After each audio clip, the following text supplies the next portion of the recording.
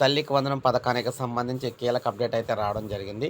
తల్లికి వందనం పథకం కింద 67 లక్షల మందికి ఆర్థిక సాయం అయితే అందుతుందని చెప్పేసి మనకి విద్యాశాఖ మంత్రి గారు తెలియజేశారనమాట.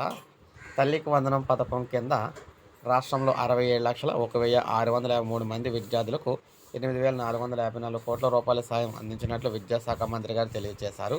తల్లికి వందనం యూడైస్ ప్రకారం అంటే పాఠశాలలో విద్యార్థుల వివరాల ప్రకారం రాష్ట్రంలో నాణ్యమైన నమోదైన విద్యార్థుల సంఖ్యపై మండలిలో వైకాపా సభ్యులు అడిగిన ప్రశ్నకు మంత్రి లోకేష్ చెప్పారు. యూడైస్ ప్రకారం 1వ తరగతి నుంచి 12వ తరగతి వరకు రాష్ట్రంలో 79,51,903 మంది విద్యార్థులు నమోదయ్యారు.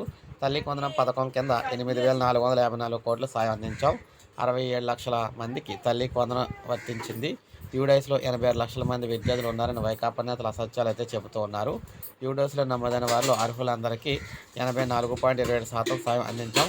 వైకాపా హయాంలో యూడైస్ కింద 81 లక్షల మంది విద్యార్థులు నమోదు చేసుకుంటే కేవలం 42 లక్షల మందికి మాత్రమే సాయం చేశారు.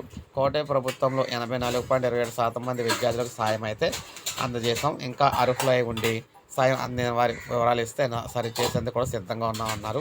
సో అదేవిధంగా పారిశుద్ధ్య కార్మికుల పిల్లలకు సంబంధించి తల్లికి వందనం వర్తించేలా చర్యలు తీసుకుంటామని కూడా ఈయనైతే చెప్పారనమాట.